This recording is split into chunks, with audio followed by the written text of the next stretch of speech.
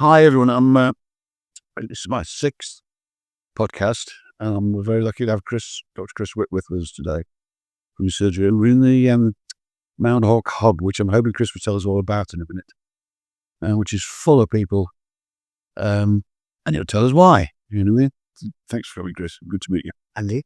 What's going on here, Chris? So the community hub is just an idea that's been run in other places in Cornwall.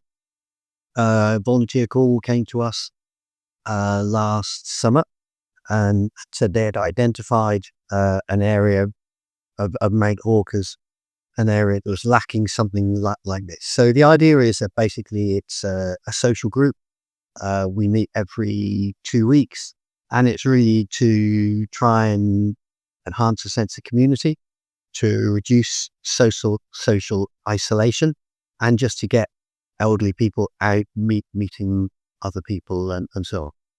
We ran our first one in last autumn. I think we started in October, and it's been a great success. We're getting regularly upwards of 40 people. We've got over 50 here today.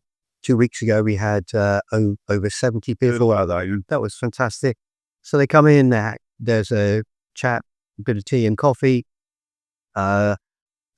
have various speakers come along.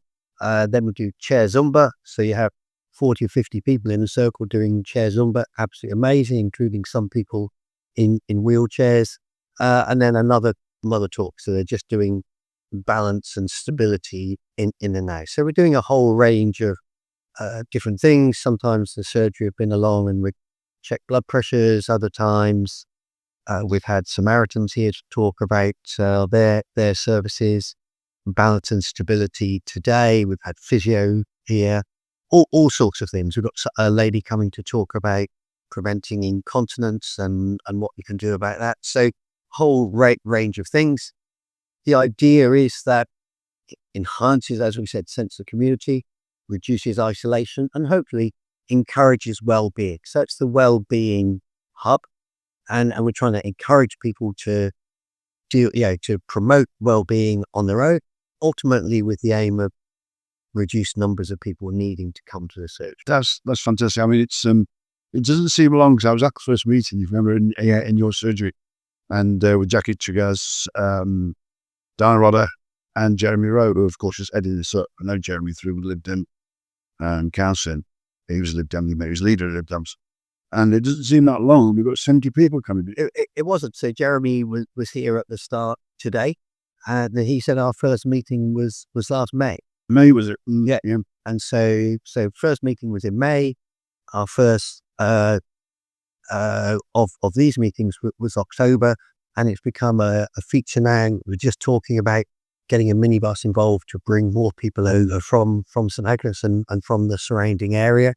So we've got people from Blackwater, we've got people from Porthtowan, we've got people from Mithian today. So yes, it's really... And it's fantastic in a way that, I mean, I've sort of felt since the area's changed, and I lost Blackwater and Mithian and got Porthtowan and Mount Hawke. And I think with some justification, they always feel like the poor neighbours of St Agnes. Yeah, sometimes it's not, but a lot of the time they feel, I mean, I'm working on at the moment trying to get gritty for Porthtowan. In fact, the leader I met the other day, and she's put that through, which is unbelievable. The two biggest hills we've got, and they don't get gritted, And it's amazing. It's lovely to have it in Mount Hawke rather than St Agnes all the time. So people come, but Chris, can you tell me about yourself? I know you're a Cornish family, go back a long way, but so myself, So I'm a Cornishman.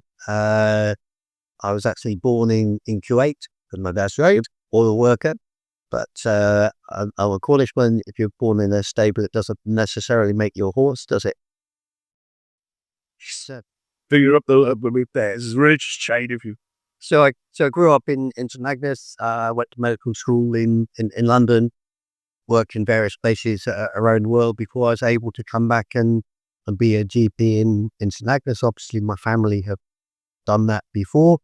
So I'm the 5th generation GP. I noted there where you go in St Agnes. So yeah, I'm fortunate to be able to work where I grew up, where I call home.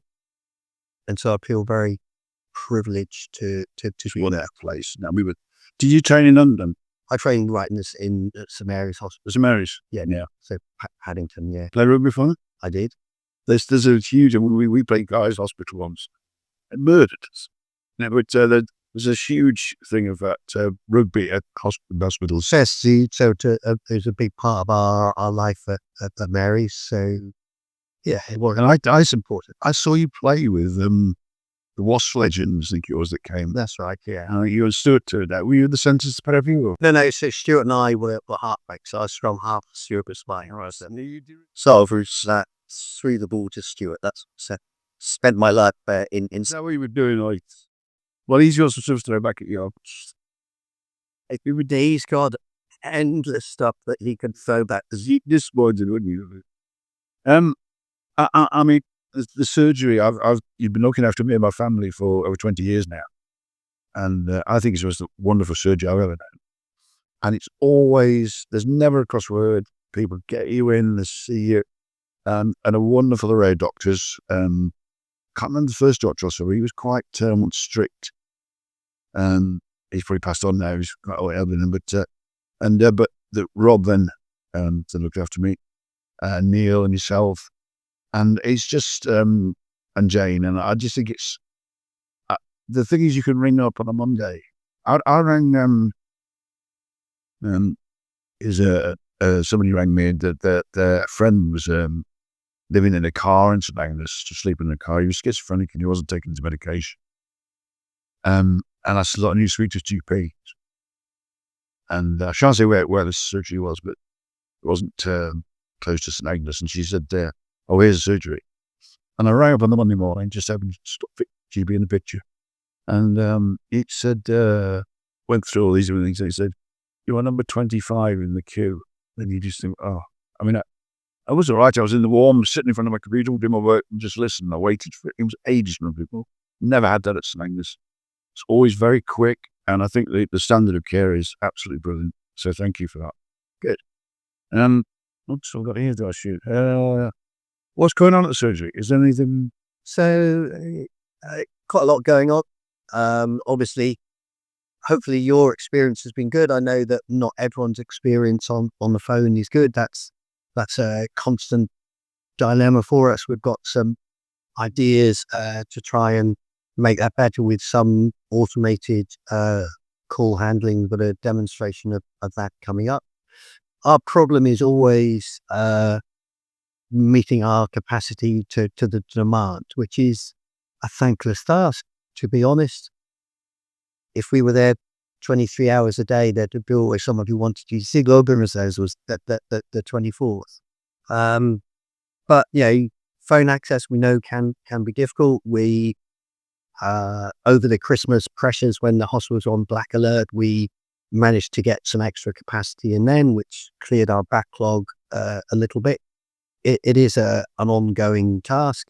We've got various things we're trying to do to give alternatives to just a straightforward come and see the doctor. So we're doing various little video clips now. Rob and I have done one about cholesterol. Clem Mitchell and I have done one about diabetes, and we're going to work on developing those so that, for example, if you have an abnormal blood result, we can say, watch this video.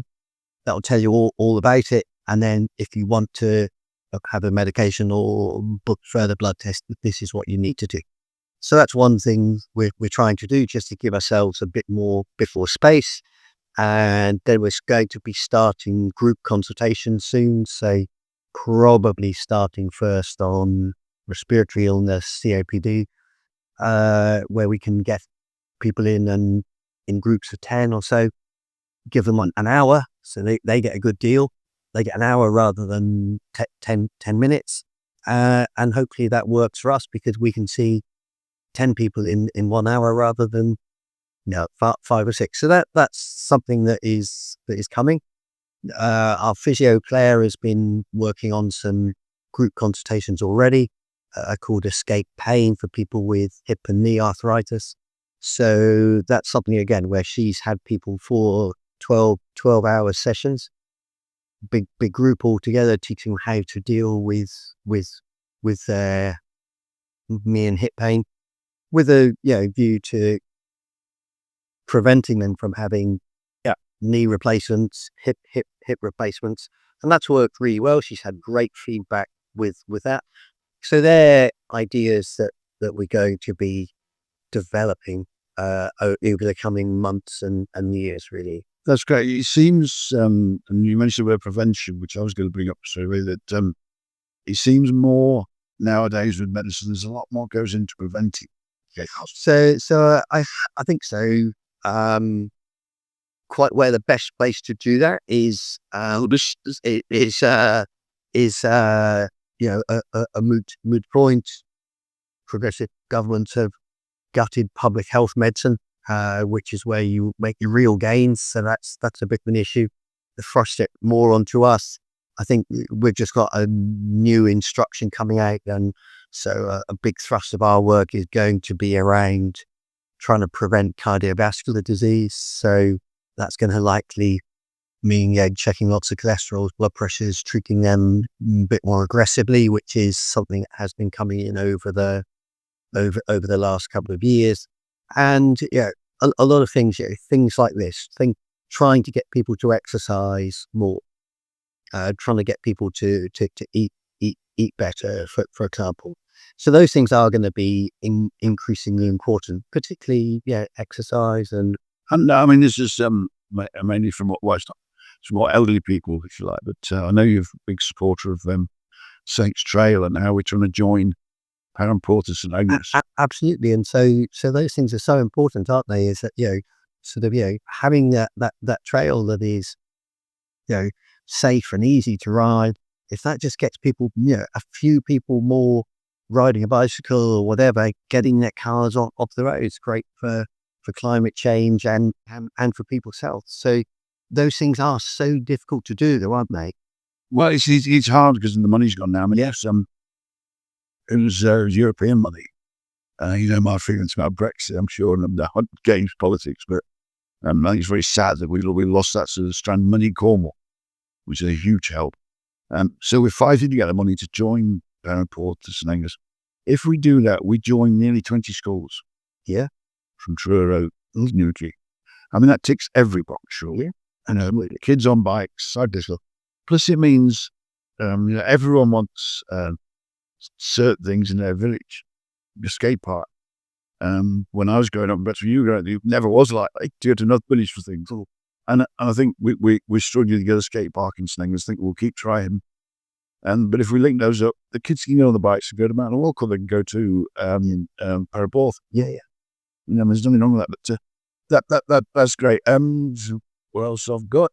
It's 5 years today since COVID, since the lockdown, or last week. Can you talk me through that?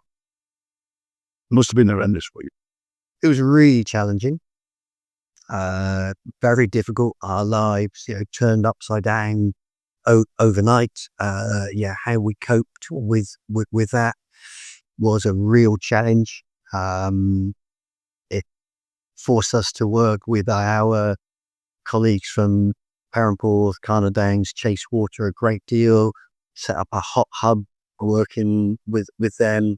So I think as a practice, as a health community, I think we rose to that challenge really well. I'm very proud of how we handled that. We never stopped seeing people face to face ourselves. And I think, that's something at the end of my career I can look back on and think, we did really well with that. It was a real challenge for our staff. And I think they were just fantastic. I came here for my jobs. Yeah. And it was just wonderful. Alison Flanagan was here and Rob and yourself. And it was just all the people outside directing the traffic, and it was done seamlessly. So I think, in terms of how the community responded to that, I mean, the volunteer network that we had, backing up the immunisation clinic was absolutely incredible. Jackie, who's running this, had an incredible squad of volunteers together. our volunteer vaccinators, recent retired doctors and so on, was magnificent. We had retired anaesthetists, orthopedic surgeons, ENT surgeons, retired GPs. It was absolutely magnificent and really great to be part of. I think a real reflection, people talk about community, don't they? And so it's not what it used to be, but it was absolutely lovely. It was fantastic. Lovely in a horrible circumstance. And I remember when I saw Alison Flanagan, she did my second one, I think. And she said, "Oh, thanks, Piers." I said, "Where's my sticker in it?" And she said, "Well," I said, if Chris had done this, he'd give me a sticker, the thumbs up, she go, these kiddies stick that sticker, and they showed me out to the tent. And she shouts to both then, "Watch him, he's trouble." Yeah. He's done it in such a great way. But because they're very stressful times, because with the jab, we never knew, a lot of people saying, "Oh, don't do that." And we'll do this. So it was really difficult. And I remember I think I was vaccinating on the first or second day over there, and a lady came in, and so very elderly one of the first we did, and she asked me whether we could have a hug at the end of it. I said, "Of course you can." She said, "That's the first personal touch in 2 years," and so that was absolutely staggering. It's I mean, I was talking to our new Reverend Clues about a lady who used to ring me. Shan't go through it all again because people watched it the first one, perhaps. But and she was in her 90s, and she rang me up on. It was supposed to be a council match at Harper's 8 at night, and it wasn't. It was something spurious. But and I just thought, well, you just want to talk, and we just talked. She used to ring me weekly, and we used to talk. I don't know where she is now; she's probably passed on. But she was just wonderful and so interested. Her husband had been had worked at Wedgie Ben, and was all this other stuff. He was a communist, and he was fascinating, but she was scared, and lonely. Yeah, so people were so lonely and isolated, and it was the first time people had left the houses for a couple of years. They were terrified. And I mean, where place I've got this a couple of people staying up there. We had a wonderful. It's awkward to say, but we self-isolated for 10 days. We had a bar out there. You bring your own booze bar. And then Tesco's used to bring our booze, and we'd go down the bar and have early doors. So and the weather was lovely, and so it didn't hit us bad, but certainly a lot of people, the young and the old. I was talking to a child psychologist who said that she'd gone out to see her family, and the daughter was she wasn't self-harming, but she getting taught. So, and she got a doll's house, and she got everyone in separate rooms. And she said, the psychologist, I said to her, "Why are they all in separate rooms?" Self-isolated and COVID. And she was only 5, but it's anything. It really, I think the young and the old. And so certainly, and the young, the children, I think schools are still, struggling with the aftermath of that, with how people socialise and so on. So Hugely. That's great. Well, thanks for all you do, Chris. I mean, and I think you be hard on yourself. We said people say this. I've never heard a bad word about surgery in St Agnes. Never ever. Well, we do try help, so. And you succeed. Right. Some things about you. I put a cover off in touch with a couple of people, your brother and your wife, and say, tell me some gentle sort of wind-ups, Chris. And he got around, and I'm getting calls in the middle of the night now. I'm going to write a book, because let's fill a book with things. See me when I'm trapped. You're a twitcher. Yes, I love birding, and so I'm not a mad king twitcher, but and I love going to see birds. And we're in a great part of the country, so theatre.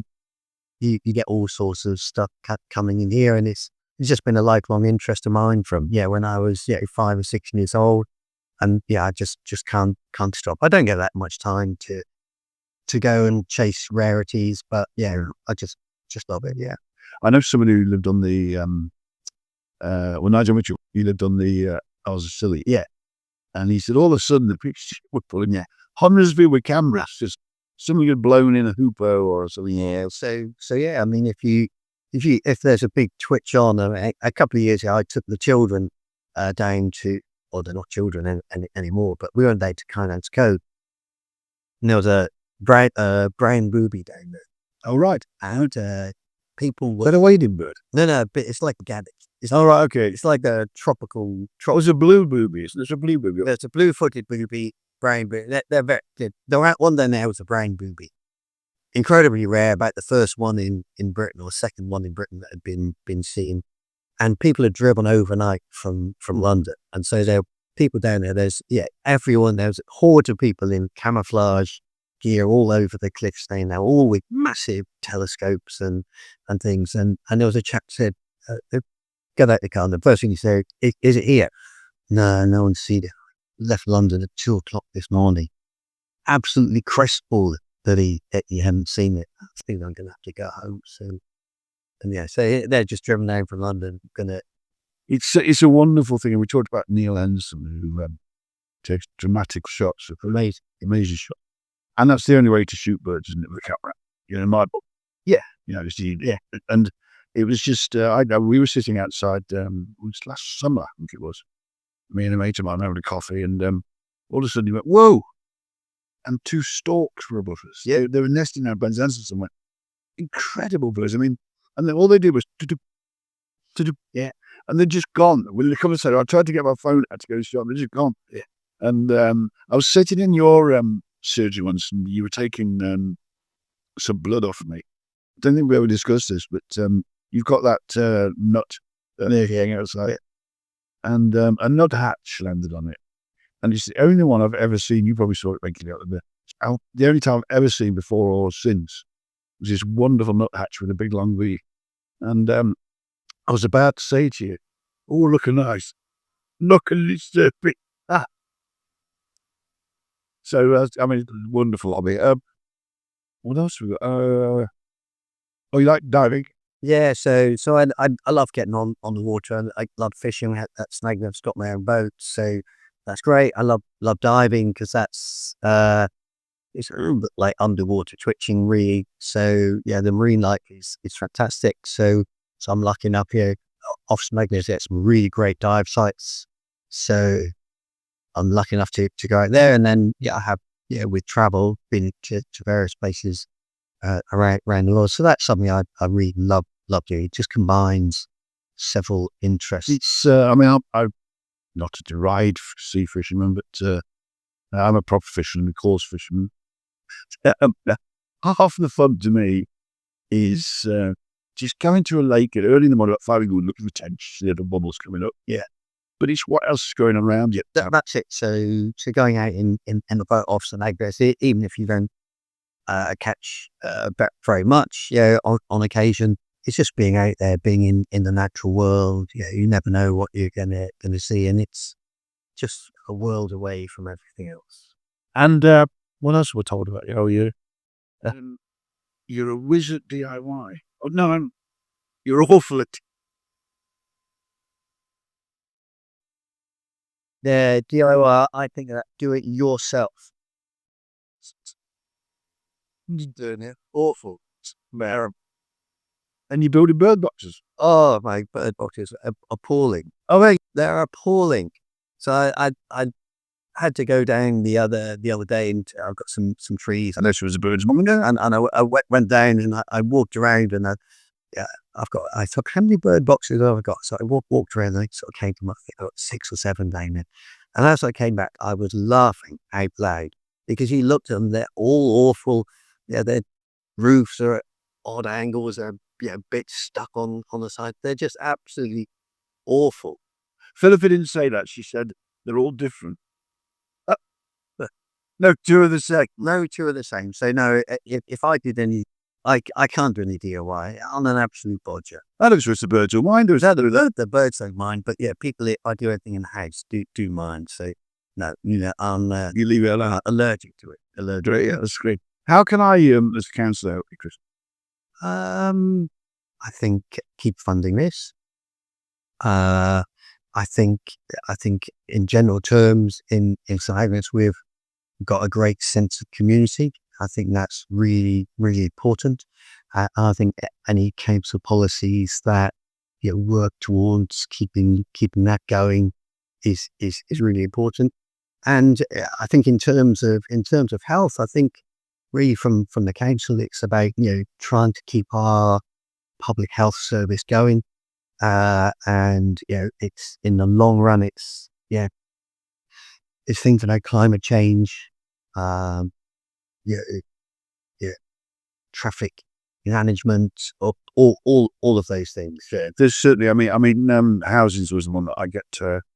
Yes, We've had I went to the day in the Aggie where John Warner came down, and we had people coming in. And my background is as a nurse, as you know, I'm a health nurse, and then this business, and it was very much, you'd go home, like I'm sure you do at night, go home with people in your head. Yeah. And that was worse than about people just sitting there crying. No to live, sitting on sofas and that. Yeah. And I do value it when I had a call the other day from somebody who said, "Oh, Chris has asked me to give you a call, blah blah blah." I do value that, and thanks for that. Yeah. And so obviously, we can't talk about any names, but we have worked together recently with getting a couple of people up to White's Close, which was revolutionary for those people, and as importantly their families. And I think that was the call the other day. The person calling you was along the same line. So that's it's a human right, sure. It's ill aloof from your head. Yeah, absolutely. And to have your own place. I mean, one of the guys that we got in White's Close, he still gets in touch with me saying, it's mine, isn't it? I said, it's yours. Pay your rent, it's yours. That's it. And that's lovely, Chris. And then thanks ever so much. And thanks for what you do. Thank you very much. Thank you.